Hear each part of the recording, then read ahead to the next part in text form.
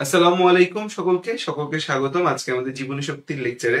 তো জীবনী শক্তি বা বায়ো এনার্জেটিক্স চ্যাপ্টারটা আমি কালকে দেখতেছিলাম, তোমাদের বইয়ে ভালোই লেখা আছে। এই অধ্যায়টা নিয়ে অনেক কিছুই লেখা আছে এবং এই অধ্যায়টা আমার কাছে মনে হয়েছে যে তোমাদের অনেকের কাছে কঠিন লাগতে পারে। এই অধ্যায়ের মধ্যে দুইটা টপিক আছে। এই বায়ো এনার্জেটিক্স এর মধ্যে টোটাল টপিক আছে কয়টা? বায়ো এনার্জেটিক্স এর মধ্যে টোটাল টপিক আছে দুইটা। দুইটা টপিক হচ্ছে যে আমাদের বায়ো এনার্জেটিক্স বা এই জীবনী শক্তি অধ্যায়টার মধ্যে আছে। এই যে আমরা যেটাকে বলতেছি বায়ো এনার্জেটিক্স বা যেটাকে বলছি আমরা হচ্ছে জীবনী শক্তি, এর মধ্যে টোটাল টপিক কয়টা আছে? মধ্যে টোটাল টপিকই আছে দুইটা। টপিকই আছে কয়টা? দুইটা টপিক আছে। এক নম্বর টপিক হচ্ছে সালোক সংশ্লেষণ। এক নম্বর টপিক কি? সালোক সংশ্লেষণ। এক নম্বর টপিক হচ্ছে সালোক সংশ্লেষণ, যেটা শুধু উদ্ভিদে হয়। সেকেন্ড টপিক হচ্ছে শ্বসন, যেটা উদ্ভিদ এবং প্রাণী উভয়ের মধ্যে হয়, যেটা সেটা হচ্ছে শ্বসন। তাহলে একটা হচ্ছে সালোক সংশ্লেষণ এবং আরেকটা হচ্ছে কি শ্বসন। সো দুইটা টপিক দুই ক্লাস মিলে আমরা ধীরে সুস্থেই পড়ি। আমি আসলে বেশি তাড়াহুড়া করতে পারতেছি না, কারণ হচ্ছে যে আমি একটু ভালোভাবেই পড়াইতে চাই, প্লাস সময়ের সংকট আমার খুব। সো ধীরে সুস্থেই পড়াই, তোমাদের যতটুকু পড়াইতে পারবো সেটা থেকে অনেক উপকার হবে ইনশাআল্লাহ। তো দেখো যে আমাদের এই সালোক সংশ্লেষণ এবং শ্বসন দুইটা টপিক রয়েছে। সালোক সংশ্লেষণ শুধু উদ্ভিদে ঘটে। সালোক সংশ্লেষণ কোথায় ঘটে? সালোক সংশ্লেষণটা হচ্ছে শুধু উদ্ভিদে ঘটে। সালোক সংশ্লেষণটা আমাদের শুধু উদ্ভিদে ঘটে, যে অন্য কোথাও আমাদের সালোক সংশ্লেষণ ঘটবে না, শুধু উদ্ভিদে সালোক সংশ্লেষণ ঘটে। আর শ্বসনটা আমাদের হচ্ছে জীবদেহে ঘটে, উদ্ভিদেও ঘটে, প্রাণীতেও ঘটে। শ্বসনটা কোথায় ঘটে? শ্বসনটা ঘটে হচ্ছে জীব দেহে। শ্বসনটা কোথায় ঘটে? শ্বসনটা ঘটে হচ্ছে জীব দেহে।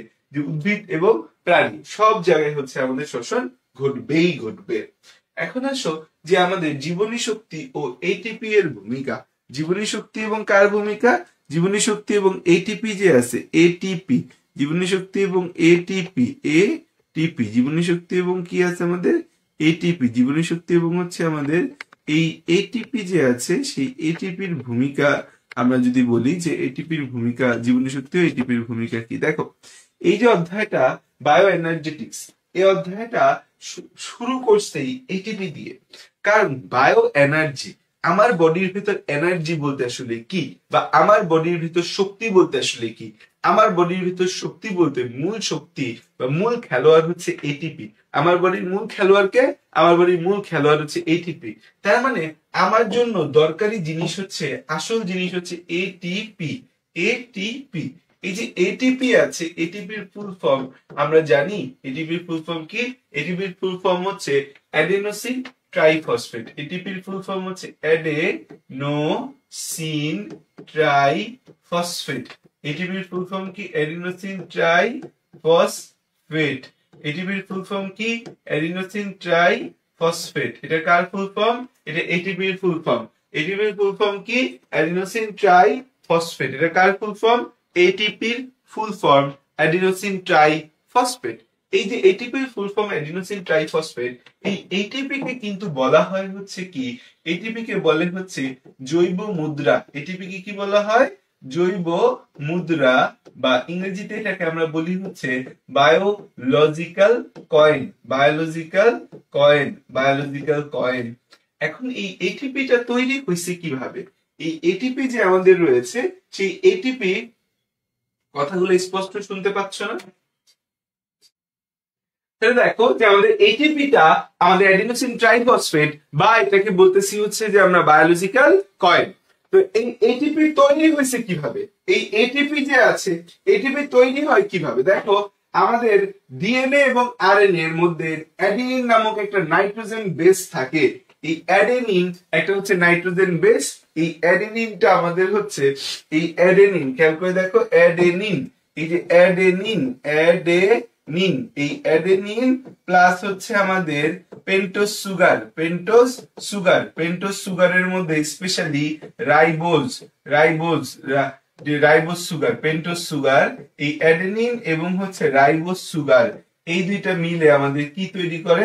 এই অ্যাডেনিনটা হচ্ছে আমাদের, অ্যাডেনিনটা হচ্ছে নাইট্রোজেন বেস, নাইট্রোজেন বেস বা নাইট্রোজেন ঘটিত ক্ষার, বা নাইট্রোজেন ঘটিত ক্ষার, নাইট্রোজেন ঘটিত ক্ষার, নাইট্রোজেন ঘটিত ক্ষার, নাইট্রোজেন ঘটিত ক্ষার, নাইট্রোজেন ঘটিত ক্ষার, নাইট্রোজেন ঘটিত ক্ষার। তো এই অ্যাডেনিন এবং হচ্ছে যে আমাদের পেন্টোজ সুগার, অ্যাডেনিন এবং কি পেন্টোজ সুগার, এই দুইটা মিলে কি তৈরি করবে? অ্যাডেনিন এবং পেন্টোজ সুগার এই দুইটা মিলে কি তৈরি করবে? অ্যাডেনিন এবং পেন্টোজ সুগার এই দুইটা মিলে কি তৈরি করে? এই দুইটা মিলে তৈরি হয় অ্যাডেনোসিন। অ্যাডেনিন এবং pentose sugar, specially ribose sugar মিলে কি তৈরি হয়? অ্যাডেনোসিন। কি তৈরি হয়? অ্যাডেনোসিন। অ্যাডেনোসিন তৈরি হয় হচ্ছে অ্যাডেনোসিন। অ্যাডেনোসিন। এই যে অ্যাডেনোসিন আছে, এই যে অ্যাডেনোসিন আমরা দেখতে পাচ্ছি, এই যে অ্যাডেনোসিন আমরা দেখতে পাচ্ছি, এই অ্যাডেনোসিন নিয়েই আসল খেলা। তাহলে দেখো, এই অ্যাডেনিন যেটা একটা নাইট্রোজেন বেস বা নাইট্রোজেন গঠিত ক্ষার, তার সাথে যখন পেন্টোজ সুগার যুক্ত হবে তখন কি তৈরি হবে? তখন তৈরি হবে অ্যাডেনোসিন। তখন কি তৈরি হবে? তখন তৈরি হবে অ্যাডেনোসিন। এই যে অ্যাডেনোসিন আমাদের রয়েছে, অ্যাডেনোসিন, এই অ্যাডেনোসিনের সাথে আমাদের কে যুক্ত হয়? অ্যাডেনোসিনের সাথে যুক্ত হয় হচ্ছে আমাদের অ্যাডেনোসিন। দ্বারা ব্যাকগ্রাউন্ডটা ব্ল্যাক মেরে দিই। অ্যাডেনোসিন, এই যে অ্যাডেনোসিন আছে, এই অ্যাডেনোসিনের সাথে দেখো, এই যে অ্যাডেনোসিন, এই অ্যাডেনোসিন, অ্যাডেনোসিন, এই অ্যাডেনোসিনের সাথে ফসফেট গ্রুপ যদি যুক্ত হয়, ফসফেট গ্রুপ অ্যাডেনোসিনের সাথে কি যুক্ত হয়? ফসফেট গ্রুপ অ্যাডেনোসিনের সাথে যদি কি যুক্ত হয়? ফসফেট গ্রুপ যুক্ত, অ্যাডেনোসিনের সাথে ফসফেট গ্রুপ যুক্ত হয়, বা এটাকে বলি হচ্ছে phosphoric acid. Phosphoric acid, phosphate group বা ফসফরিক অ্যাসিড, ফসফেট গ্রুপ বা ফসফরিক অ্যাসিড, তাহলে তখন সেটাকে আমরা বলি হচ্ছে অ্যাডেনোসিন মনোফসফেট। সেটাকে কি বলি আমরা? সেটাকে বলি হচ্ছে আমরা adenosine monophosphate. Adenosine, adenosine, adenosine monophosphate, adenosine monophosphate, adenosine monophosphate, adenosine monophosphate. ঠিক আছে, একটা যুক্ত হলে আমাদের মনোফসফেট বলি। অ্যাডেনোসিন ইনটু ফসফেট গ্রুপ বা ফসফরিক অ্যাসিড, তারপর অ্যাডেনোসিন প্লাস হচ্ছে 2 ইনটু ফসফেট গ্রুপ, এটা দিয়ে হবে হচ্ছে অ্যাডেনোসিন ডাইফসফেট। ডাইফসফেট। তারপর হচ্ছে খেয়াল করো যে আমাদের অ্যাডেনোসিন প্লাস হচ্ছে 3 ইনটু ফসফেট গ্রুপ, তখন আমাদের পাবো কি আমরা? Adenosine triphosphate. Triphosphate, triphosphate. ঠিক আছে, adenosine monophosphate, adenosine diphosphate, adenosine triphosphate. এখন তোমার মনে একটা প্রশ্ন জাগতে পারে যে ভাইয়া, ফসফেট গ্রুপ বা ফসফরিক অ্যাসিড জিনিসটাকে এইভাবে লিখলেন কেন? কারণ হচ্ছে ফসফরিক অ্যাসিডের সংকেত কি? H3PO4, এটাই কিন্তু ফসফরিক অ্যাসিড। H3PO4 এটাই কিন্তু কি তোমার? এটাই হচ্ছে যে ফসফরিক অ্যাসিড। H3PO4 এটাই কিন্তু তোমার ফসফরিক অ্যাসিড। এবং এটার সংকেতটা কি? এটার সংকেতটা হচ্ছে আমাদের এই যে ফসফরাস মাঝে থাকে, তার 3 হাতে 3টা OH গ্রুপ আছে। OH, OH, OH, এক হাতে একটা হচ্ছে দ্বিবন্ধন দিয়ে অক্সিজেন। এটা হচ্ছে ফসফরিক অ্যাসিড। এটার নাম কি? এটার নাম হচ্ছে phosphoric acid. Phosphoric acid, phosphoric acid, phosphoric acid, phosphoric acid. এই ফসফরিক অ্যাসিড থেকে যখন আমাদের একটা হাইড্রোজেন মুক্ত হয়ে যায়, ধরো এখান থেকে একটা হাইড্রোজেন মুক্ত হয়ে গেল, মাইনাস হাইড্রোজেন, যেমন হচ্ছে যে ফসফরাস, একাতে অক্সিজেন মাইনাস, অক্সিজেন দ্বিবন্ধন OH, OH, তখন এটাকে আমরা কি বলবো? তখন এটাকে বলবো হচ্ছে আমরা ফসফেট গ্রুপ। তখন এটাকে আমরা বলবো হচ্ছে ফসফেট গ্রুপ। এটাকে কি বলবো আমরা? এটাকে তখন বলবো হচ্ছে আমরা ফসফেট গ্রুপ। ফসফেট গ্রুপ, এটাকে তখন বলবো কি? ফসফেট গ্রুপ বলবো। কি বলবো এটাকে? এটাকে বলবো ফসফেট গ্রুপ। ঠিক আছে, ক্লিয়ার? তাহলে হচ্ছে ফসফরিক অ্যাসিড আর ফসফেট গ্রুপ বিষয়টা ক্লিয়ার। সো অ্যাডেনোসিন এর সাথে যখন ফসফেট গ্রুপ যুক্ত হবে, অ্যাডেনোসিন মনোফসফেট, দুইটা যুক্ত হইলে ডাইফসফেট, তিনটা যুক্ত হইলে ট্রাইফসফেট, তিনটা যুক্ত হইলে ট্রাইফসফেট, তিনটা যুক্ত হইলে কি? ট্রাইফসফেট। দেখো, আমাদের এই জিনিসটাই আমরা এখানে ছবিতে দেখানো আছে যে আমাদের এই যে এটিপি, এই এটিপি ভেঙে এডিপি, এডিপি ভেঙে আবার এটিপি, এডিপির সাথে ইনঅর্গানিক ফসফেট যুক্ত হয়ে আবার এটিপি তৈরি হয়। সো এটা খুব কমন একটা হচ্ছে যে সাইকেল, এটিপি থেকে এডিপি, এডিপি থেকে এটিপি। কারণ আমরা জানি যে প্রথমে অ্যাডিনোসিন মনোফসফেট, তারপর ডাইফসফেট, তারপর ট্রাইফসফেট তৈরি হয়। সো ট্রাইফসফেট থেকে একটা ফসফেট মুক্ত হয়ে ডাইফসফেট তৈরি হতে পারে, আবার ডাইফসফেটের সাথে একটা ফসফেট যুক্ত হয়ে ট্রাইফসফেট তৈরি হতে পারে।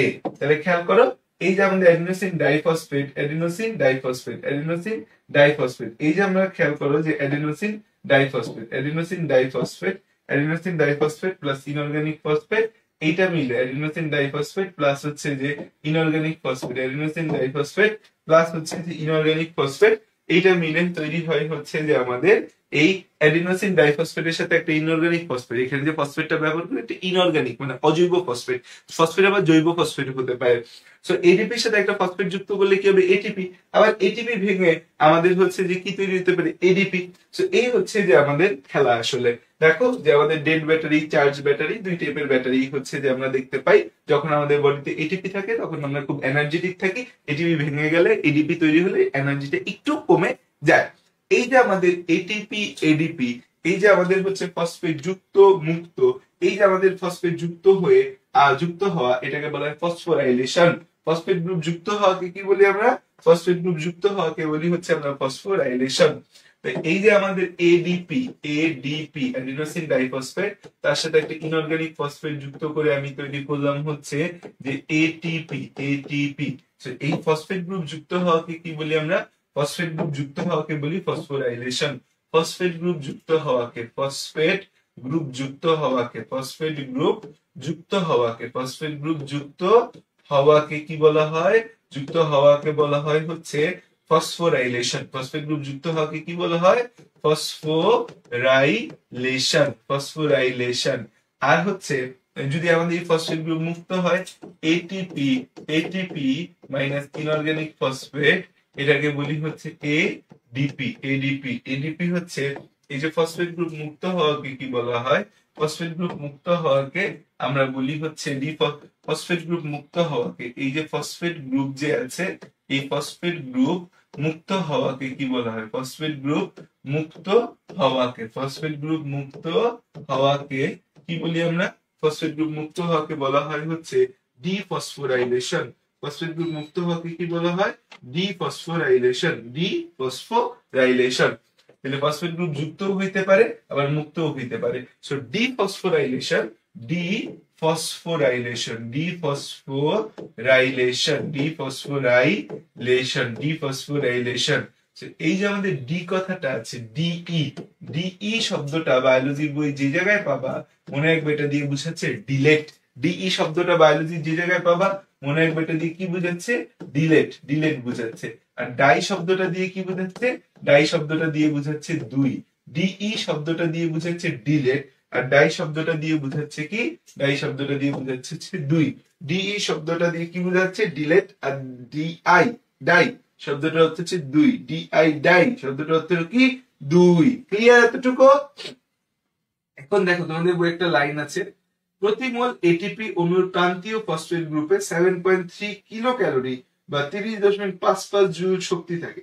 এটিপির এক মোল এটিপির প্রান্তীয় ফসফেট গ্রুপে, এটা একটা এমসিকিউ যে এক মোল এটিপির প্রান্তীয় ফসফেট গ্রুপে, এক মোল এটিপির, এক মোল এটিপি এর প্রান্তীয় ফসফেট গ্রুপে, এক মোল এটিপি এর প্রান্তীয় ফসফেট গ্রুপে, ফসফেট গ্রুপে, ফসফেট গ্রুপে 7.3 গ্রুপে 7.3 কিলো ক্যালোরি, 7.3 কিলো ক্যালোরি বা 30.55 কিলো জুল আমাদের হচ্ছে শক্তি থাকে। কিলো জুল কি থাকে? শক্তি থাকে। সো এখানে দেখো এই পুরো জায়গাটা কিন্তু এমসিকিউ বেস জায়গা, এখান থেকে কিন্তু প্রচুর এমসিকিউ আসবে। লেখা শেষ করে আমি পুরাটাকে আবার রিভিউ করতেছি, লেখা শেষ করে।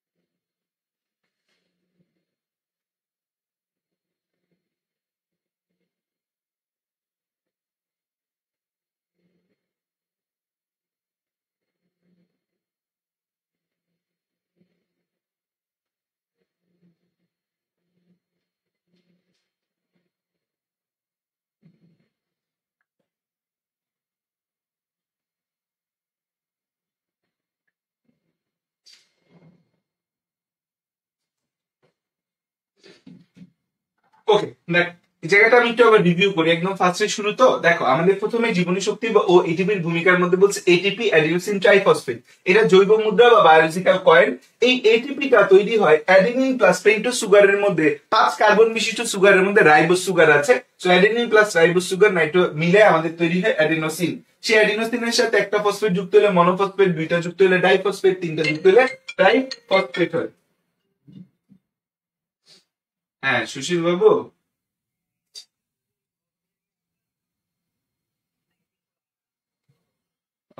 বন্ধ তো, মানুষ তো নাই আজকে। এখন না, সাপ্তাহিক বন্ধ না, ওই ছেলেটা যেটা থাকে ও স্টুডিওতে গ্রামে। আজকে তো খুলতে খুলতে 11টা 12টা বাজবে। চাবি চাবি চাবি চাবি কার কাছে আছে, দাঁড়ান আমি দেখি, দেখতেছি। ওকে।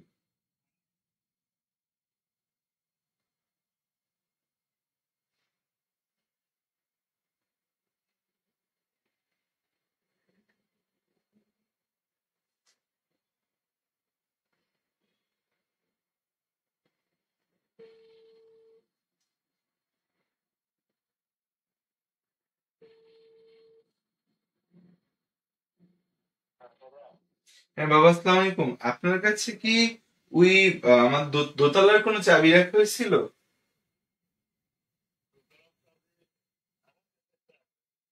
আছে দোতলা, আছে একটা। তাহলে একটু কষ্ট করে বাবা আপনি হচ্ছে একটু যেতে পারবেন, ওই দীপ তো নাই, তো যে সুশীল বাবুরে কিছু জিনিস বানায়, আচ্ছা আপনার থেকে চাবি নিয়ে যাক, সুশীল বাবুরে বলি চাবিটা নিয়ে যেত আপনার থেকে। ওই বানায় ফেলছে, ওই দুইটা, একটা চৌকাঠ বানাইছে আর নামাজের জন্য একটা জায়গা বানাইছি, ওই দুইটা বানায় নিয়ে গেছে অফিসে, এখন অফিসে গিয়ে দেখে অফিসে। হ্যাঁ দোতলায়, দোতলায়। তাহলে কি আসতে বলবো নাকি? অফলাইন দোতলায়।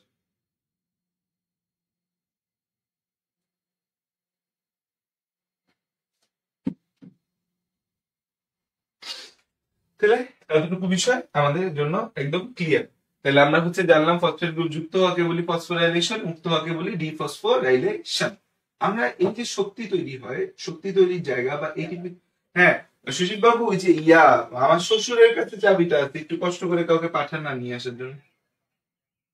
ওকে জি।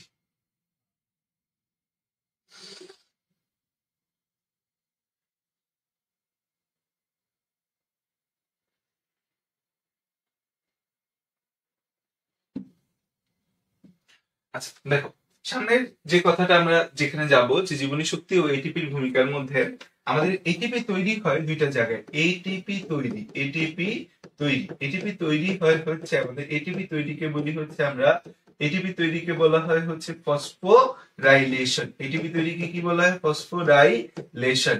এই ফসফোরাইলেশন দুইটা জায়গায় হতে পারে, ফসফোরাইলেশন দুইটা, ফসফোরাইলেশন দুই টাইপের আছে, নামটা একটু জেনে রাখো। যেখানে আলোর সাহায্যে ফসফোরাইলেশন হয় সেটাকে বলি হচ্ছে ফটোফসফোরাইলেশন। ফটোফসফোরাইলেশনটা হয় কিসের সাহায্যে? আলোক শক্তির সাহায্যে, আলোক শক্তির সাহায্যে, আলোক শক্তির সাহায্যে আমাদের হচ্ছে যে এটিপি তৈরি হয়।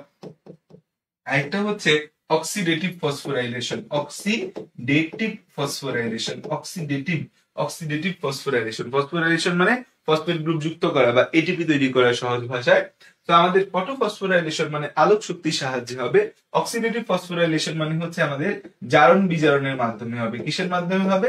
জারণ বিজারণের মাধ্যমে, জারণ বিজারণের মাধ্যমে, জারণ বিজারণের মাধ্যমে আমাদের হচ্ছে যে হবে, জারণ বিজারণের মাধ্যমে আমাদের হচ্ছে যে এটিপি তৈরি হবে। তাহলে এটিপি তৈরি যে হয় আমাদের, এটিপি তৈরিকে আমরা বলি হচ্ছে ফসফোরাইলেশন। এটিপি তৈরিকে কি বলি? এটিপি তৈরিকে বলি হচ্ছে ফসফোরাইলেশন। তো এখানে একটা হচ্ছে ফটোফসফোরাইলেশন, আরেকটার নাম হচ্ছে কি আমাদের অক্সিডেটিভ ফসফোরাইলেশন।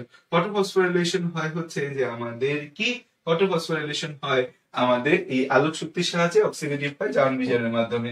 তো ফটোফসফোরাইলেশনটা আমাদের কোথায় হয়? ফটোফসফোরাইলেশনটা হয় হচ্ছে আমাদের প্লাস্টিডে। কোথায় হয়? প্লাস্টিডে। আর অক্সিডেটিভ ফসফোরাইলেশনটা কোথায় হয়? মাইটোকন্ড্রিয়াতে। তোমাদের বইয়ে মাইটোকন্ড্রিয়া, মাইটোকন্ড্রিয়া তোমাদের বইয়ে ডিরেক্ট হচ্ছে যে নাম দেওয়া নাই, এই ফটোফসফোরাইলেশন বা অক্সিডেটিভ ফসফোরাইলেশন নাই, বাট বলা আছে এটিপি তৈরি হয় দুইটা জায়গায়, একটা হচ্ছে প্লাস্টিড এবং মাইটোকন্ড্রিয়াতে। সো আমি এই জিনিসটাকে একটু ডিটেলসে তোমাকে জানাই রাখলাম যে কিভাবে তৈরি হয় বা তৈরি হওয়ার বিষয়টা কি, সেটা আমি হচ্ছে যে জানিয়ে রাখলাম তোমাকে। তো এটিপি তৈরিকে বলি ফসফোরাইলেশন। ফটো এবং অক্সিডেটিভ দুইটা ভাগ আছে। ফটোফসফোরাইলেশন এটা প্লাস্টিডের সাহায্যে, অক্সিডেটিভ এটা মাইটোকন্ড্রিয়াতে হয়। সালোক সংশ্লেষণ, সালোক সংশ্লেষণের ইংরেজিটা আমাকে একটু কমেন্টে কি জানাতে পারবা? সালোক সংশ্লেষণের ইংরেজি হচ্ছে ফটোসিনথেসিস। সালোক সংশ্লেষণের ইংরেজি কি? ফটোসিনথেসিস। সালোক সংশ্লেষণের ইংরেজি হচ্ছে ফটোসিনথেসিস। সালোক সংশ্লেষণের ইংরেজি কি? সালোক সংশ্লেষণের ইংরেজি হচ্ছে ফটোসিনথেসিস। হ্যাঁ বাবা। হ্যাঁ আমি আসবো, সারা তো বললো শুক্রবার যাবে, ও তো আসার ব্যাপারে কিছু বললো না। সারা তো বলতেছে ও শুক্রবার যাবে। আমি আসবো, আমার হচ্ছে যে কাজ আছে অফিসে, ও নাকি শুক্রবার যাবে, এর আগে যাবে না মানে বলতেছে। হ্যাঁ শুক্রবার সকালে আসবে।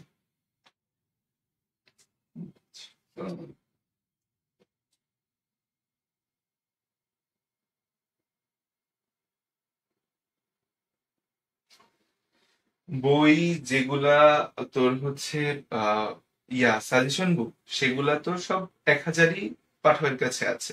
জাস্ট লিস্টটাকে গুছিয়ে দিবে। আর হচ্ছে যে তোর বইটা তো কালকে রাতে আসছে।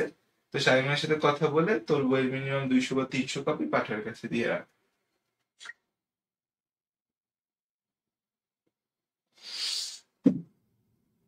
ওকে, দেখ, আমাদের এখানে মূল উপাদান কয়টা? আমাদের এখানে মূল উপাদান হচ্ছে সালোক সংশ্লেষণ বা ইংরেজিতে বলি ফটোসিনথেসিস। ফটোসিনথেসিস জিনিসটা কি? ফটোসিনথেসিস জিনিসটা হচ্ছে আমাদের আলোর সাহায্যে, আলোর সাহায্যে খাদ্য তৈরির প্রক্রিয়া। আলোর সাহায্যে কি তৈরি করব? আলোর সাহায্যে খাদ্য তৈরির প্রক্রিয়া। আলোর সাহায্যে খাদ্য তৈরির প্রক্রিয়া। আলোর সাহায্যে কি তৈরির প্রক্রিয়া? খাদ্য তৈরির প্রক্রিয়া। আলোর সাহায্যে খাদ্য তৈরির প্রক্রিয়া। আলোর সাহায্যে খাদ্য তৈরির যে প্রক্রিয়া আছে, সেই প্রক্রিয়া, এটাকে বলি হচ্ছে যে আপনার সালোক সংশ্লেষণ বা ফটোসিনথেসিস। এখন এই ফটোসিনথেসিসের জন্য 4টা মূল উপাদান আছে। কি কি উপাদান লাগে আমাদের? 4টা মূল উপাদান লাগে। 1 নম্বরে লাগে হচ্ছে কার্বন ডাই অক্সাইড, 2 নম্বরে লাগে হচ্ছে কি পানি, 3 নম্বরে প্রয়োজন হয় হচ্ছে আমাদের ক্লোরোফিল, 4 নম্বরে প্রয়োজন হয় আলো। 4 নম্বরে কি প্রয়োজন হয়? আলো। এই 4টা মূল উপাদান দিয়ে আমাদের কিন্তু হচ্ছে সালোক সংশ্লেষণ হয়। এদের ছাড়া কিন্তু আমাদের কি হবে না? সালোক সংশ্লেষণ হবে না। 1 নম্বরে কার্বন ডাই অক্সাইড, 2 নম্বরে লাগবে হচ্ছে যে আমাদের পানি, 3 নম্বরে লাগবে হচ্ছে যে আলো, 4 নম্বরে লাগবে হচ্ছে ক্লোরোফিল। এই যে কার্বন ডাই অক্সাইড আছে, এই কার্বন ডাই অক্সাইডটার কাজ কি? এই কার্বন ডাই অক্সাইডটাই আমাদের কিন্তু কার্বোহাইড্রেট জাতীয় খাবার তৈরি করে। এই কার্বন ডাই অক্সাইডটা হচ্ছে কি হয়? পরিবেশ থেকে শোষণ হয়। পরিবেশ থেকে এই কার্বন ডাই অক্সাইডটাকে পরিবেশ থেকে গৃহীত। কার্বন ডাই অক্সাইডটা কি? পরিবেশ থেকে গৃহীত। এই কার্বন ডাই অক্সাইডটাই কিন্তু হচ্ছে আমাদের কার্বোহাইড্রেট বা শর্করা তৈরি করে। এটা পরিবেশ থেকে গৃহীত, এবং এই যে কার্বন ডাই অক্সাইড, এটাই কিন্তু হচ্ছে কার্বোহাইড্রেট বা শর্করা তৈরি করে। কার্বোহাইড্রেট বা শর্করা তৈরি, কার্বোহাইড্রেট বা শর্করা তৈরি করে, কার্বোহাইড্রেট বা শর্করা তৈরি, কার্বোহাইড্রেট বা শর্করা তৈরি করে, কার্বোহাইড্রেট বা শর্করা তৈরি করে, কার্বোহাইড্রেট বা শর্করা তৈরি করে। পানি যে আছে, এই পানিটা তো হচ্ছে মাটি থেকে মূল রোমের মাধ্যমে, মাটি থেকে কিসের মাধ্যমে? মূল রোমের মাধ্যমে গৃহীত। মাটি থেকে মূল রোমের মাধ্যমে গৃহীত। এই যে মাটি থেকে মূল রোমের মাধ্যমে গৃহীত হয়, এই পানিটার কাজ কি? এই পানিটার কাজ কিন্তু হচ্ছে যে এই পানিটা দুইটা জিনিস তৈরি করে। 1 নম্বর, পানিটা হচ্ছে অক্সিজেন তৈরি করে, অক্সিজেন তৈরি করে। দ্বিতীয় কাজ হচ্ছে এই পানিটা কিন্তু বিভাজিত হয়ে পানির সালোক বিভাজনের ফলে, পানির সালোক বিভাজনের ফলে যে প্রোটন তৈরি হয়, ইলেকট্রন তৈরি হয়, এই পানির সালোক বিভাজনের ফলে কিন্তু NADPH2 তৈরি হয়। পানির সালোক বিভাজনের ফলে কি হয়? NADPH2 তৈরি হয়। নামটা জাস্ট শুনে রাখো, NADPH2, একটু পর পাবা, এই কথাটা একটু পাবা, NADPH2 তৈরি হয়। এই মাটি থেকে এই অক্সিজেন তৈরি প্লাস এর ফলে হচ্ছে NADPH, NADPH তৈরি, NADPH তৈরি, NADPH তৈরি। এখন এই NADPH নামটা তো তুমি লাইফে আজকে ফার্স্ট শুনলা। তো তোমাকে এই NADPH তৈরি করে, এই NADPH কি সেটা আমি বুঝাবো। আসো, ক্লোরোফিল। ক্লোরোফিল যে আমাদের বিষয়টা রয়েছে, ক্লোরোফিলটা হচ্ছে, এই ক্লোরোফিলের একটাই কাজ, সে সূর্যের শক্তি গ্রহণ করে, সূর্যের শক্তি গ্রহণ করে, সূর্যের শক্তি গ্রহণ করে, সূর্যের শক্তি গ্রহণ করে। আর আলোটা কি আমাদের, আলোটা শক্তির উৎস হিসেবে কাজ করে, আলোটা শক্তির উৎস হিসেবে কাজ করে, শক্তির উৎস হিসেবে কাজ করে, শক্তির উৎস হিসেবে কাজ করে, শক্তির উৎস হিসেবে কাজ করে। আলোটা কি হিসেবে কাজ করে, আলোটা শক্তির উৎস হিসেবে কাজ করে। তো আমাদের সালোক সংশ্লেষণ হইতে গেলে এই চারটা মূল উপাদান লাগবে, এবং এই চারটা মূল উপাদানের কাজও আমরা কি করে সেটা লিখে ফেললাম। NADPH বা NADP টাই যদি আমি তোমাকে বলি, NADP এতটুকুর ফুল ফর্মই হচ্ছে আমাদের নিকোটিনামাইড। তাহলে নাম কি, নিকোটিনামাইড। এন দিয়ে কি আসে, নিকোটিনামাইড, কঠিন শব্দ, nicotinamide, adenine, nicotinamide, adenine, dinucleotide phosphate, dinucleotide phosphate, nicotinamide, adenine, dinucleotide phosphate, nicotinamide, adenine, dinucleotide phosphate, dinucleotide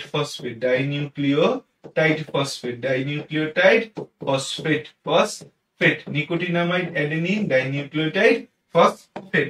এটা হচ্ছে যে আমাদের NADP এর ফুল ফর্ম, আর H বা হাইড্রোজেন কারোর সাথে যুক্ত হলে সে বিজারিত হয় বা রিডিউসড হয়, হাইড্রোজেন কারোর সাথে যুক্ত হলে সে বিজারিত হয় বা রিডিউসড হয়, তার নামের আগে রিডিউস শব্দটা যুক্ত হয়। কি যুক্ত হয় তার নামের আগে, রিডিউস শব্দটা যুক্ত হয়। কি যুক্ত হয়, রিডিউস শব্দটা যুক্ত হয়। কারোর সাথে যদি তোমার হাইড্রোজেন থাকে, কারোর নামের সাথে যদি হাইড্রোজেন থাকে, তাহলে এটার সাথে কি হয়, রিডিউসড শব্দটা যুক্ত হয়।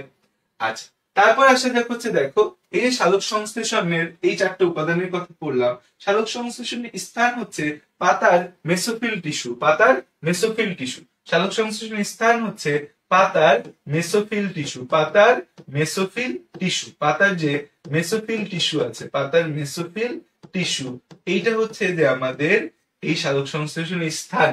এই সালোক সংশ্লেষণ এই জায়গায় হয়। সালোক সংশ্লেষণের উপজাত বা উপজাত ইংরেজি হচ্ছে বাই প্রোডাক্ট। উপজাত ইংরেজি কি, বাই প্রোডাক্ট। উপজাত বা বাই প্রোডাক্ট হচ্ছে আমাদের দুইটা, পানি এবং কার্বন ডাই, পানি এবং অক্সিজেন, এই দুইটা হচ্ছে সালোক সংশ্লেষণের উপজাত। সালোক সংশ্লেষণ বিক্রিয়াটা যদি দেখো, 6 অণু কার্বন ডাই অক্সাইড প্লাস হচ্ছে আমাদের 12 অণু পানি, 6 অণু কার্বন ডাই অক্সাইড প্লাস 12 অণু পানি, এইটা মিলে আমাদের হচ্ছে আলো ও ক্লোরোফিলের সাহায্যে, আলো এবং হচ্ছে কি ক্লোরোফিলের সাহায্যে, আলো ও ক্লোরোফিলের সাহায্যে, আলো ও ক্লোরোফিলের সাহায্যে, আলো ও ক্লোরোফিলের সাহায্যে আমাদের কি তৈরি হয়, আলো ও ক্লোরোফিলের সাহায্যে হচ্ছে C6, আলো ও ক্লোরোফিলের সাথে C6H12O6, C6H12O6 তৈরি হয়, C6H12O6 প্লাস হচ্ছে আমাদের 6 অণু পানি আর 6 অণু অক্সিজেনও তৈরি হয়। এখন উপজাত বা বাই প্রোডাক্ট মানে আসলে কি, আমি এটা তৈরি করতে চাই নাই, এটা নিজে নিজে তৈরি হয়ে গেছে, বা আমার টার্গেট এটা না, আমি এটা তো, যেমন আমার সালোক সংশ্লেষণের টার্গেট কি, কার্বোহাইড্রেট তৈরি, কোনোভাবেই কি পানি এবং অক্সিজেন তৈরি সালোক সংশ্লেষণের টার্গেট না, তা আমাদের তৈরি হয়ে গেছে, সেজন্য এই দুইটাকে বলা হয় বাই প্রোডাক্ট। এই দুইটাকে কি বলা হয়, বাই প্রোডাক্ট। এই বিক্রিয়াটা, এটা একটা হচ্ছে জারণ বিজারণ বিক্রিয়া বা জৈব রাসায়নিক বিক্রিয়াও বলছে। তা আমাদের হচ্ছে কি, এই বায়ুমণ্ডলে 0.03% পানি আর হচ্ছে পানিতে 0.3%। দেখো এইটুকু বিষয় গেল, বুঝলাম। এখন সালোক সংশ্লেষণের জন্য সবচেয়ে বেশি লাগে কার্বন ডাই অক্সাইড, তারপর দরকার পানি, তারপর দরকার আলো আর ক্লোরোফিল, এই যে তৈরি হইলো এটার নাম হচ্ছে আমাদের গ্লুকোজ। আচ্ছা, এখন তোমাকে আমি একটা এমসিকিউ প্রশ্ন জিজ্ঞাসা করি, যে আমাকে একটা প্রশ্ন উত্তর দাও, যে কোথায় আমাদের হচ্ছে, যে কোথায়, কোন উদ্ভিদে সালোক সংশ্লেষণ বেশি, কোন উদ্ভিদে আমাদের হচ্ছে সালোক সংশ্লেষণ বেশি, কোন উদ্ভিদে সালোক সংশ্লেষণ বেশি, কোন উদ্ভিদে সালোক সংশ্লেষণ বেশি, কোন উদ্ভিদে সালোক সংশ্লেষণ বেশি হয়, কোন উদ্ভিদে সালোক সংশ্লেষণ বেশি হয়। একটা অপশন হচ্ছে যে আমাদের ক নাম্বার অপশন বললাম হচ্ছে স্থলজ উদ্ভিদ, ক নাম্বার অপশন বললাম স্থলজ উদ্ভিদ, খ নাম্বার অপশন বললাম জলজ উদ্ভিদ। দুইটাই অপশন দিলাম, যাও। খ নাম্বার অপশন হচ্ছে জলজ উদ্ভিদ, ক নাম্বার হচ্ছে স্থলজ উদ্ভিদ, খ নাম্বার হচ্ছে জলজ উদ্ভিদ।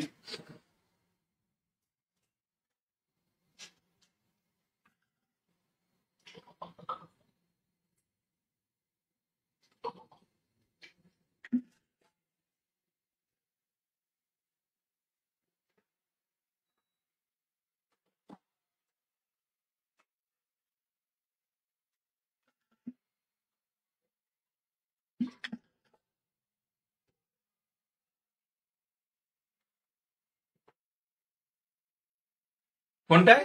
আমাদের হচ্ছে জলজ উদ্ভিদে সালোক সংশ্লেষণের হারটা বেশি। কেন বেশি জলজ উদ্ভিদে? কারণ জলে কার্বন ডাই অক্সাইডের পরিমাণ বেশি। কারণ স্থলজ উদ্ভিদটা আমাদের কার্বন ডাই অক্সাইড পায় কোথা থেকে? বায়ু থেকে কার্বন ডাই অক্সাইড পায়। বায়ুতে 0.03% আমাদের কার্বন ডাই অক্সাইড আছে। বায়ুতে কার্বন ডাই অক্সাইড কত পার্সেন্ট? 0.03%। 0 পয়েন্ট হচ্ছে আমাদের 0.03%। 0.03%। 0.03% হচ্ছে আমাদের কার্বন ডাই অক্সাইড আছে কোথায়? বায়ুতে। আর হচ্ছে জলজ উদ্ভিদে আমাদের জলে হচ্ছে 0.3% কার্বন ডাই অক্সাইড আছে।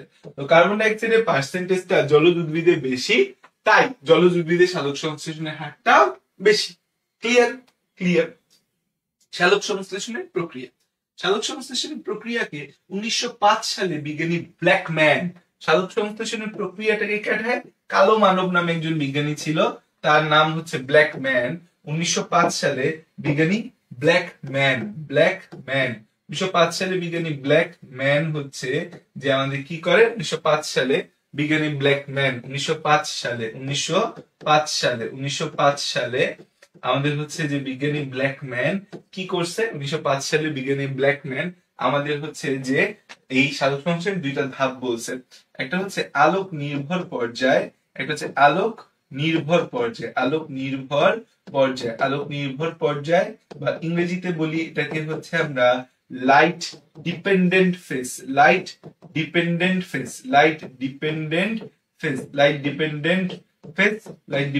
ফেজ।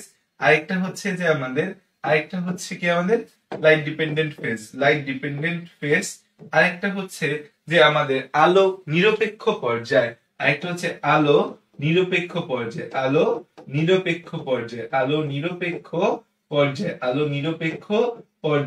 নিরপেক্ষ পর্যায় বা লাইট ইন্ডিপেন্ডেন্ট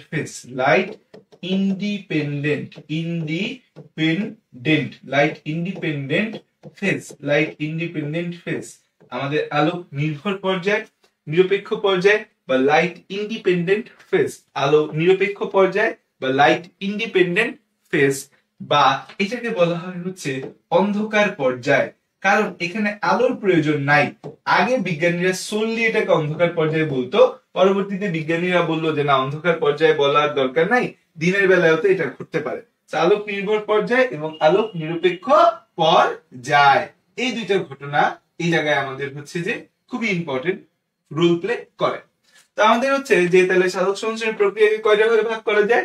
আলোক নির্ভর পর্যায় বা লাইট ডিপেন্ডেন্ট ফেজ, আলোক নিরপেক্ষ পর্যায় বা লাইট ইন্ডিপেন্ডেন্ট ফেজ।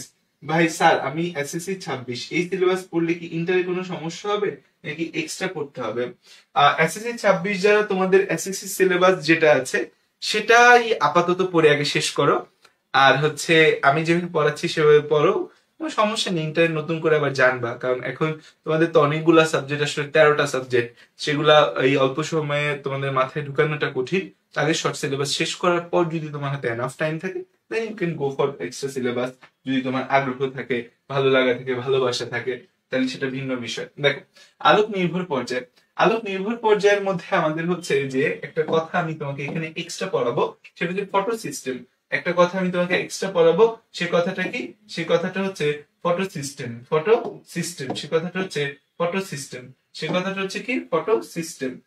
সিস্টেম জিনিসটা কি? আমাদের হচ্ছে যে এই যে অংশটা ক্লোরোপ্লাস্টের বিদ্যমান, যে অংশটি আলো শোষণ করে, ক্লোরোপ্লাস্টের যে অংশ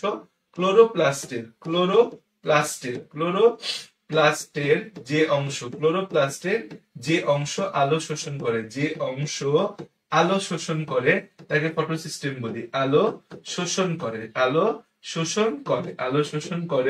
তাকে ফটো সিস্টেম বলে। তাকে কি বলা হয়? Photo system. এটা এক্সট্রা একটা পড়া ভাইয়া, এক্সট্রা কিছু পড়াচ্ছি, কিন্তু বইয়ের বাইরেও দেখবো যে ভাইয়া কিছু কথাবার্তা বলছি। তাহলে খেয়াল করো যে ক্লোরোপ্লাস্টের যে অংশ আলো শোষণ করে তাকে কি বলি আমরা? ফটো সিস্টেম বলি। তাকে বলি হচ্ছে ফটো সিস্টেম। এই যে ফটো সিস্টেম আছে, ফটো সিস্টেমের তিনটা অংশ আছে। একটা আলো শোষণ অঞ্চল, এটা হচ্ছে আলো শোষণ অঞ্চল,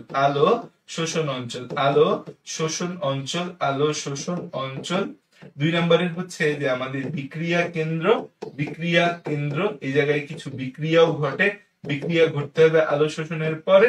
তিন নম্বর হচ্ছে ইলেকট্রন ট্রান্সপোর্ট চেন, তিন নম্বর হচ্ছে ইলেকট্রন ট্রান্সপোর্ট চেন, তিন নম্বর হচ্ছে ইলেকট্রন ট্রান্সপোর্ট চেন, তিন নম্বর হচ্ছে electron transport chain, etc, etc electron transport chain বা ইটিসি। আচ্ছা, ফটোলাইসিস, ফটোলাইসিস যে শব্দটা আছে, ফটোলাইসিস, ফটোলাইসিস তিন নম্বর যে বিষয়টা আছে ফটোলাইসিস, ফটোলাইসিস জিনিসটা দিয়ে কি বোঝাচ্ছে খেয়াল করো। তিন নম্বর যে অংশটা আমি দেখতে পাচ্ছি সেটাকে বলতেছি আমরা হচ্ছে ফটোলাইসিস। দেখো লাইসিস মানে কি ভাঙা, লাইসিস মানে কি, লাইসিস মানে হচ্ছে ভাঙা।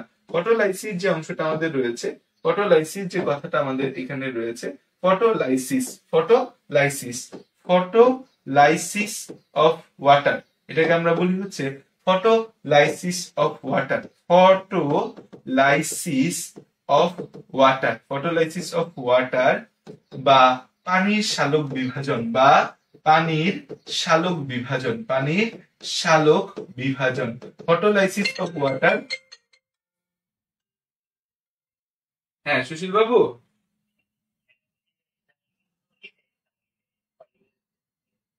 আচ্ছা আচ্ছা আচ্ছা আচ্ছা, বলে দিচ্ছি।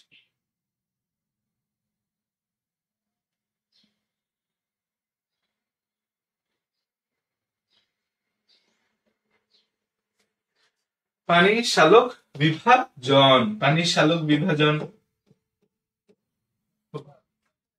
হ্যাঁ বাবা, ওই যে চাবি নিতে আসছে তো মনে হয়, ইয়া কলিং বেল দিচ্ছে নাকি?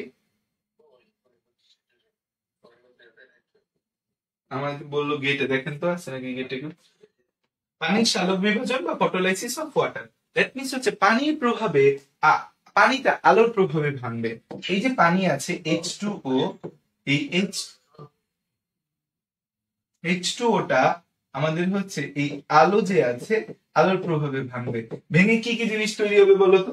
পানির মধ্যে আছে কি, আছে দুইটা হাইড্রোজেন আর একটা অক্সিজেন, তাহলে হচ্ছে যে দুইটা হাইড্রোজেন মুক্ত হবে, যখনই H+ মুক্ত হবে তার সাথে অবশ্যই ইলেকট্রন মুক্ত হবে, 2H+, 2 ইলেকট্রন প্লাস হচ্ছে হাফ অণু অক্সিজেন, প্লাস হচ্ছে হাফ অণু অক্সিজেন। তাহলে আমাকে বলো তো এখান থেকে যে 1 মোল অক্সিজেন নির্গত হতে, আমাকে বলো যে 1 মোল অক্সিজেন নির্গত হতে, 1 মোল অক্সিজেন নির্গত হতে, 1 মোল অক্সিজেন নির্গত হতে কয়টি, 1 মোল অক্সিজেন নির্গত হতে কয়টি পানি ভাঙা লাগবে, কয়টি পানি ভাঙা লাগবে, কয়টি পানি ভাঙা লাগবে, 1 মোল অক্সিজেন নির্গত হতে কয়টি পানি ভাঙা লাগবে বলো।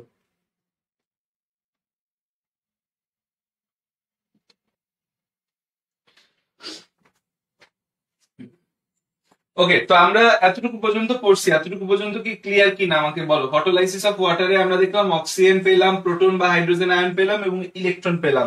এটাকে কিন্তু বলা হয় হচ্ছে প্রোটন বলা হয়, এটাকে কিন্তু কি বলে, এটাকে কিন্তু বলে হচ্ছে প্রোটন, এটাকে বলা হয় প্রোটন বলা হয় এটাকে। আচ্ছা দেখো, তাহলে এতটুকু পর্যন্ত আমরা হচ্ছে যে বুঝছি। এখন একটা বিষয় হচ্ছে যে এই লাইট ডিপেন্ডেন্ট ফেজে আমাদের টোটালি আমরা কি কি পাই। Light dependent phase, light dependent phase, light dependent phase. এই ডিপেন্ডেন্ট ফেজের মূল উদ্দেশ্য কি জানো? এই লাইট ডিপেন্ডেন্ট ফেজের মূল উদ্দেশ্য আমাদের দুইটা জিনিস তৈরি। লাইট ডিপেন্ডেন্ট ফেজে কি তৈরি হয়? লাইট ডিপেন্ডেন্ট ফেজে তৈরি, লাইট ডিপেন্ডেন্ট ফেজে দুইটা জিনিস তৈরি হয়, একটাকে বলি হচ্ছে এটিপি তৈরি হয়, আর একটা তৈরি হয় হচ্ছে NADPH প্লাস H প্লাস তৈরি হয়। এই যে দুইটা প্রোডাক্ট তৈরি হয়, এই দুইটা প্রোডাক্টকে বলা হয় হচ্ছে যে আমাদের কি, এই দুইটা প্রোডাক্টকে একসাথে বলা হয় হচ্ছে আত্তীকরণ শক্তি, আত্তীকরণ শক্তি, আত্তীকরণ শক্তি বা অ্যাসিমিলেটরি পাওয়ার, আত্তীকরণ শক্তি বা এটাকে কি বলা হয়, অ্যাসিমিলেটরি পাওয়ার, আত্তীকরণ শক্তি বা অ্যাসিমিলেটরি পাওয়ার। এই পাওয়ারটা ব্যবহার করেই অন্ধকার পর্যায়ে কার্বোহাইড্রেট তৈরি হয়। এইটাকে ব্যবহার করে, এই শক্তিকে ব্যবহার করে, এই শক্তিকে ব্যবহার করে অন্ধকার পর্যায়ে, এই শক্তিকে ব্যবহার করে আমাদের হচ্ছে অন্ধকার পর্যায়ে, অন্ধকার পর্যায়ে, অন্ধকার পর্যায়ে আমাদের হচ্ছে কার্বোহাইড্রেট তৈরি হয়, অন্ধকার পর্যায়ে হচ্ছে কার্বোহাইড্রেট তৈরি হয়, অন্ধকার পর্যায়ে হচ্ছে কার্বোহাইড্রেট তৈরি হয়, অন্ধকার পর্যায়ে কি হয়, কার্বোহাইড্রেট তৈরি হয়, অন্ধকার পর্যায়ে কি হয়, কার্বোহাইড্রেট তৈরি হয়। তাহলে ATP প্লাস NADPH2 এটাকে বলা হয় আত্তীকরণ শক্তি বা এটাকে বলে আমরা কি অ্যাসিমিলেটরি পাওয়ার। আত্তীকরণ শক্তি বা এটাকে কি বলি আমরা অ্যাসিমিলেটরি পাওয়ার। তাহলে খেয়াল করে দেখো আমরা হচ্ছে যে কিন্তু এই লাইট ডিপেন্ডেন্ট ফেজে কি কি পাই, এটিপি পাইলাম, NADPH2 পাইলাম, H+ পাইলাম। তোমাদের বইয়ে লিখছে এটিপি, NADPH আর H+, তিনটার নাম তোমাদের বইয়ে লিখছে আমরা এই ফেজে পাই। তো এই ফেজে আমাদের মূল উদ্দেশ্য কি, এই শক্তিগুলা তৈরি করা, যে শক্তিগুলাকে ব্যবহার করে আমরা হচ্ছে সামনে শর্করা জাতীয় খাবার তৈরি করতে পারবো। এখন দেখো যে আমাদের আলোক নির্ভর প্রক্রিয়ার মধ্যে আমি এই ফটোফসফোরাইলেশন শব্দটা একটু তোমাকে আবার জানাইলাম। ফটোফসফোরাইলেশন মানে কি? ফটোফসফোরাইলেশন মানে হচ্ছে আমাদের এই আলোর সাহায্যে, ফটোফসফোরাইলেশন মানে কি? ফটোফসফোরাইলেশন মানে আমরা আবারও বলি যে এই আলোর সাহায্যে এই এটিপি তৈরি, আলোর সাহায্যে এটিপি তৈরি, এই আলোর সাহায্যে এটিপি তৈরিকে আমরা কি বলি? ফটোফসফোরাইলেশন। আলোর সাহায্যে এটিপি তৈরিকে কি বলি? ফটোফসফোরাইলেশন। এবার দেখো যে আলোক নিরপেক্ষ অধ্যায় বা অন্ধকার পর্যায়, এখানে আমাদের গতিপথ আছে। কয়টা গতিপথ আছে? তিনটা গতিপথ আছে। একটাকে বলা হয় হচ্ছে ক্যালভিন চক্র, ক্যালভিন চক্র, ক্যালভিন চক্র বা C3 চক্র, ক্যালভিন চক্র বা C3 চক্র। আরেকটাকে বলা যায় হচ্ছে হ্যাচ এন্ড স্ল্যাক চক্র, হ্যাচ এন্ড স্ল্যাক চক্র, হ্যাচ এন্ড স্ল্যাক চক্র বা C4 চক্র বা C4 চক্র, C4 চক্র। তাহলে ক্যালভিন চক্র বা C3 চক্র, হ্যাচ এন্ড স্ল্যাক চক্র বা C4 চক্র। আরেকটা হচ্ছে ক্রাসালুসিয়ান, আরেকটা কি আমাদের? আরেকটা হচ্ছে ক্রাসালুসিয়ান অ্যাসিড মেটাবলিজম, ক্রাসালুসিয়ান। আরেকটা হচ্ছে ক্রাসালুসিয়ান, ক্রাসালুসিয়ান অ্যাসিড মেটাবলিজম, ক্রাসালুসিয়ান অ্যাসিড মেটাবলিজম চক্র, অ্যাসিড মেটাবলিজম চক্র বা ক্যাম চক্র, বা এটাকে কি বলি আমরা? ক্যাম চক্র। এটাকে কি বলি আমরা? এটাকে বলি ক্যাম চক্র। ঠিক আছে, তাহলে ক্যালভিন চক্র বা C3 চক্র, হ্যাচ এন্ড স্ল্যাক চক্র বা C4 চক্র। আরেকটা হচ্ছে ক্যালভিন চক্র বা এটাকে কি বলি আমরা? ক্যালভিন চক্র বা C3 চক্র, ক্যালভিন চক্র বা C3 চক্র, হ্যাচ এন্ড স্ল্যাক চক্র বা C4 চক্র, ক্রাসালুসিয়ান অ্যাসিড মেটাবলিজম চক্র বা ক্যাম চক্র। আর এখানে কি দেখতে পাচ্ছি? এটা কি? গতিপথ, গতিপথ। তাহলে কয়টা গতিপথ? তিনটা গতিপথ আছে, লিখে ফেলো। আলোক রশ্মির যে শক্তির একক তাকে বলা হয় ফোটন। আলোক রশ্মির ফোটন, আলোক রশ্মি গুলা আমাদের ছোট ছোট ছোট ছোট প্যাকেট আকারে, মানে একটা জায়গায় আলো আছে, ধরো আলো, আলো বললে আমি যদি বুঝি আলো বা লাইট, এই আলো বা লাইট হচ্ছে আমাদের ছোট ছোট ফোটনের সমষ্টি, ছোট ছোট ফোটন কণার সমষ্টি, ছোট ছোট ফোটন কণার সমষ্টি, ছোট ছোট ফোটন কণার যে সমষ্টি আছে সেই সমষ্টিকে আমরা বলি হচ্ছে আলো বা লাইট। ছোট ছোট ফোটন কণার সমষ্টিকে কি বলি আমরা? আলো বা লাইট বলি আমরা। এখন খেয়াল করো যে আমাদের এই যে ক্যালভিন চক্র আর হ্যাচ এন্ড স্ল্যাক চক্র, দুইটার মধ্যে পার্থক্যটা আসলে কি? ক্যালভিন চক্র বা হ্যাচ এন্ড স্ল্যাক চক্রের পার্থক্য কি? এটা 1961 সালে বিজ্ঞানী ক্যালভিন, বেনসন ও ব্যাসাম এই তিনজন আবিষ্কার করে, এটাকে ক্যালভিন চক্র বলা যায়। ক্যালভিন চক্র আর হ্যাচ এন্ড স্ল্যাক চক্রের পার্থক্য কি? এই ক্যালভিন চক্রটা 1961 সালে ক্যালভিন আবিষ্কার করে, তার নামই বলি Calvin, Calvin, Benson, Bassham, Calvin আবিষ্কার করে, ক্যালভিন আবিষ্কার করে, ক্যালভিন আবিষ্কার করে। কত সালে? 1961 সালে। আর এই হ্যাচ এন্ড স্ল্যাক চক্রটা 1966 সালে, কত সালে? 1966 সালে হ্যাচ এন্ড স্ল্যাক আবিষ্কার করে, হ্যাচ এন্ড স্ল্যাক আবিষ্কার করে, হ্যাচ এন্ড স্ল্যাক আবিষ্কার করে, স্ল্যাক আবিষ্কার করে। হ্যাচ এন্ড স্ল্যাক সাহেব, দুই সাহেব মিলে এটাকে কি করে? আবিষ্কার করে। হ্যাচ এন্ড স্ল্যাক সাহেব মিলে এটাকে আবিষ্কার করে। এখন হচ্ছে যে এই যে ক্যালভিন চক্র আছে, মোস্ট ইম্পর্টেন্ট কথা হচ্ছে প্রথম স্থায়ী পদার্থ, প্রথম স্থায়ী পদার্থ, প্রথম স্থায়ী পদার্থ কি? প্রথম স্থায়ী পদার্থ হচ্ছে আমাদেরকে, প্রথম স্থায়ী পদার্থ 3 কার্বন বিশিষ্ট 3 ফসফোগ্লিসারিক অ্যাসিড। প্রথম স্থায়ী পদার্থ হচ্ছে 3 phosphoglyceric acid, 3 phosphoglyceric acid, 3 phosphoglyceric acid, 3 phosphoglyceric acid P3PGA, 3PGA। এইটা হচ্ছে আমাদের কত কার্বন বিশিষ্ট? এটা হচ্ছে আমাদের তিন কার্বন বিশিষ্ট, তিন কার্বন বিশিষ্ট। তিন কার্বন বিশিষ্ট প্রথম স্থায়ী পদার্থ বলে এটাকে বলি হচ্ছে আমরা C3 চক্র। তাহলে এটাকে কি বলি আমরা? এই জন্য এটাকে বলি হচ্ছে প্রথম স্থায়ী পদার্থ তিন কার্বন বিশিষ্ট। প্রথম স্থায়ী পদার্থ কয় কার্বন বিশিষ্ট? প্রথম স্থায়ী পদার্থ তিন কার্বন বিশিষ্ট। প্রথম স্থায়ী পদার্থ তিন কার্বন বিশিষ্ট, তাই আমরা এটাকে একে C3 চক্র বলা হয়। C3 চক্র বলে, C3 চক্র বলে। কারণ কি প্রথম স্থায়ী পদার্থ তিন কার্বন বিশিষ্ট, তাই C3 চক্র বলা হয়। এর পাশে আমাদের প্রথম স্থায়ী পদার্থ অক্সালো অ্যাসিটিক অ্যাসিড। প্রথম স্থায়ী পদার্থ, প্রথম স্থায়ী পদার্থ, প্রথম স্থায়ী পদার্থ, প্রথম স্থায়ী পদার্থ হচ্ছে আমাদের কি? প্রথম স্থায়ী পদার্থ আমাদের কি?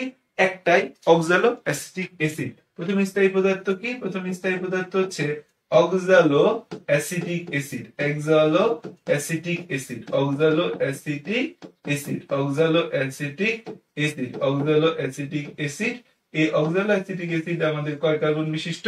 চার কার্বন বিশিষ্ট, চার কার্বন বিশিষ্ট। অক্সালো অ্যাসিটিক অ্যাসিড কয় কার্বন বিশিষ্ট? চার কার্বন বিশিষ্ট। অক্সালো অ্যাসিটিক অ্যাসিড কয় কার্বন বিশিষ্ট? চার কার্বন বিশিষ্ট। সো আমাদের হচ্ছে প্রথম স্থায়ী পদার্থ চার কার্বন বিশিষ্ট, তাই একে C4 চক্র বলা হয়। প্রথম স্থায়ী পদার্থ চার কার্বন বিশিষ্ট, প্রথম স্থায়ী পদার্থ, প্রথম স্থায়ী পদার্থ চার কার্বন বিশিষ্ট, প্রথম স্থায়ী পদার্থ চার কার্বন বিশিষ্ট, চার কার্বন বিশিষ্ট, তাই একে C4 উদ্ভিদ বলা হয়।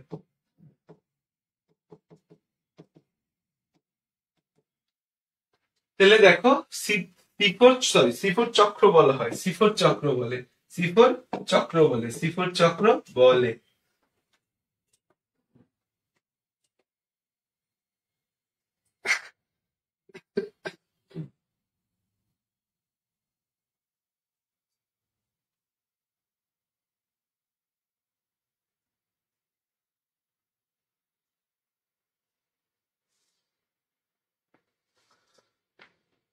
ক্লিয়ার এতটুকু? তাহলে এটা এমসিকিউ তে আসবে যে প্রথম স্থায়ী পদার্থ কি? 3-ফসফোগ্লিসারিক অ্যাসিড। আর এখানে প্রথম স্থায়ী পদার্থ কি?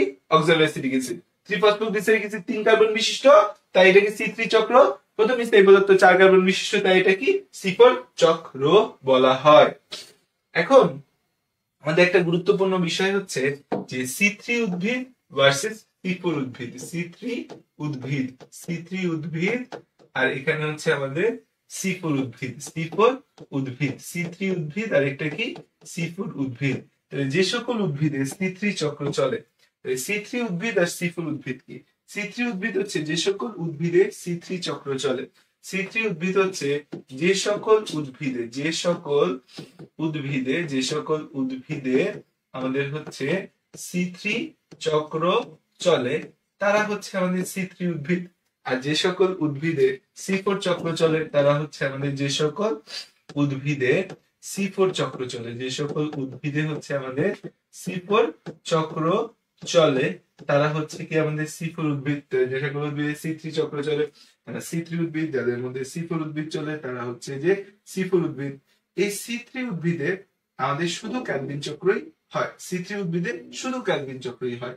C3 উদ্ভিদে, এই C3 উদ্ভিদে শুধু ক্যালভিন চক্র চলে, C3 উদ্ভিদে শুধু ক্যালভিন চক্র চলে, C3 উদ্ভিদে শুধু ক্যালভিন চক্র চলে, C3 উদ্ভিদে শুধু ক্যালভিন চক্র চলে। C4 উদ্ভিদের হচ্ছে যে আমাদের ক্যালভিন চক্রও চলে, হ্যাচেনস্ল্যাক চক্র চলে। মানে C4 উদ্ভিদে দুইটা চক্রই চলে। কেন চলে, কিভাবে চলে, এটা বিস্তারিত ব্যাখ্যা তো তোমাদের বইয়ে দেওয়া নাই, এইচএসসি তে গেলে তখন তোমাদেরকে পড়াবো যে কিভাবে আমাদের C4 উদ্ভিদের মধ্যে ক্যালভিন, মানে মনে রাখবা ক্যালভিন চক্রটা হচ্ছে ড্যাডি চক্র। কি চক্র? ড্যাডি চক্র। এই চক্র ছাড়াও, ড্যাডি মানে বাপ, ওইসে সবার বাপ, ও ছাড়া অন্য কেউ হইতে পারবে না। তো আমাদের হচ্ছে যে এই C4 উদ্ভিদে, C4 উদ্ভিদে, C4 উদ্ভিদে আমাদের হচ্ছে যে হ্যাচেনস্ল্যাক চক্র ও ক্যালভিন চক্র উভয়ই ঘটে। হ্যাচস্ল্যাক ও ক্যালভিন, হ্যাচস্ল্যাক চক্র ও ক্যালভিন চক্র উভয়ই ঘটে। হ্যাচস্ল্যাক চক্র ও ক্যালভিন চক্র, ক্যালভিন চক্র উভয়ই ঘটে। হ্যাচস্ল্যাক চক্র এবং ক্যালভিন চক্র উভয়ই ঘটে। উভয়ই, দুইটা ঘটনাই এই জায়গায় ঘটবে, দুইটা ঘটনাই এই জায়গায় ঘটবে। তারপর হচ্ছে যে আমাদের এই C3 উদ্ভিদে সালোক সংশ্লেষণের হার কম, উৎপাদন ক্ষমতাও কম, C4 এর এই দুইটাই বেশি। তাহলে হচ্ছে যে আমরা পার্থক্যের ছক যদি টানি তাহলে দেখতে পাচ্ছি হচ্ছে আমাদের এই C3 উদ্ভিদে সালোক সংশ্লেষণের হার কম। C3 উদ্ভিদে সালোক সংশ্লেষণের হার কম। C3 উদ্ভিদে সালোক সংশ্লেষণ হার কম। C4 উদ্ভিদে সালোক সংশ্লেষণের হার বেশি। C4 উদ্ভিদে সালোক সংশ্লেষণের হার বেশি। C4 উদ্ভিদে সালোক সংশ্লেষণের হার বেশি। সালোক সংশ্লেষণের হার বেশি। সালোক সংশ্লেষণের হার বেশি। সালোক সংশ্লেষণের হার কি বেশি। C3 উদ্ভিদে আমাদের সালোক সংশ্লেষণের হার কম। C4 উদ্ভিদে আমাদের সালোক সংশ্লেষণের হার কি সালোক সংশ্লেষণের হার বেশি। C3 উদ্ভিদে আমাদের হচ্ছে উৎপাদন ক্ষমতা। C3 উদ্ভিদে আমাদের হচ্ছে যে উৎপাদন ক্ষমতাও তাহলে কম। উৎপাদন ক্ষমতা কম। C3 উদ্ভিদে উৎপাদন ক্ষমতা কম আর C4 উদ্ভিদে উৎপাদন ক্ষমতা বেশি। C4 উদ্ভিদে কি হয় উৎপাদন ক্ষমতা বেশি। C4 উদ্ভিদে উৎপাদন ক্ষমতা বেশি। ঠিক আছে। আরেকটা পয়েন্ট হচ্ছে উদাহরণ। এটা কিন্তু তোমার পরীক্ষায় রিটেনে আসবে। এই যে যতটুকু পড়াইলাম এটা তোমাদের রিটেনের জন্য কিন্তু এই পার্থক্যটা দিতে পারে। আরেকটা হচ্ছে উদাহরণ কি আমাদের C4 এর উদাহরণ বলছে ভুট্টা, আখ, ঘাস, মুথা ঘাস, নটে গাছ, অ্যামারেন্থাস। ভুট্টা, ইক্ষু, ভুট্টা, গম, ভুট্টা, আখ বা ইক্ষু। উদাহরণ কি এটার উদাহরণ আম, জাম, কাঁঠাল। এটার উদাহরণ হচ্ছে আম, জাম, কাঁঠাল। আম, জাম, কাঁঠাল, তারপর হচ্ছে ধান এগুলো হচ্ছে এটার উদাহরণ। আর এই C4 এর উদাহরণটা হচ্ছে যে আমাদের কি কি আছে। C4 এর উদাহরণ হচ্ছে আমাদের ভুট্টা, আখ বা ইক্ষু। উদাহরণ কি ভুট্টা। তারপর হচ্ছে আখ বা ইক্ষু। আখের আরেকটা নাম কি ইক্ষু। তারপর হচ্ছে ঘাস জাতীয় উদ্ভিদ। ঘাস জাতীয় যত উদ্ভিদ আছে উদ্ভিদ। মুথা ঘাস। তারপর হচ্ছে নটে ঘাস। কি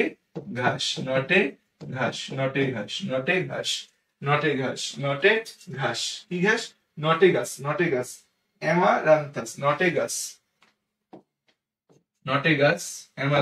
নটে ঘাস।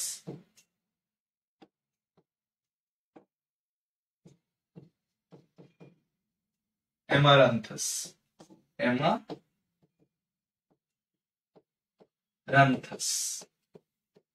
এটা কিন্তু গ বা ঘতে পরীক্ষার মধ্যে আসে। ওকে, তাহলে আজকে এতটুকুই। বাকি অংশ আমরা ইনশাআল্লাহ নেক্সট ক্লাসে পড়বো। ঠিক আছে। আজকের ক্লাসের মধ্যে কারো কোনো কনফিউশন আছে যে এটা বুঝি নাই ভাইয়া, ওইটা বুঝি নাই, কোনো কিছু বুঝি নাই বলে কিছু আছে? বুঝি নাই বলে কিছু থাকলে বলো। তোমাদের পরীক্ষায় সবচেয়ে বেশি আসে প্রভাবক গুলো, সালোক সংশ্লেষণের প্রভাবক আছে। এরপর শুধু শ্বসনের অংশটা একদম ছোট ছোট কিছু কথা শ্বসনের মধ্যে বলা আছে। শ্বসন পড়বো আমরা। এরপর শ্বসন পড়লে শেষ। সালোক সংশ্লেষণ ও শ্বসন বুঝছো কিনা বলো? এইটা নাকি তোমরা বুঝো না। কেন বুঝো না? না বুঝার কি আছে? কত কিছু আছে না বুঝার মতো? কিছুই নেই। ওকে, থ্যাংক ইউ। তাহলে আসসালামু আলাইকুম সকলকে।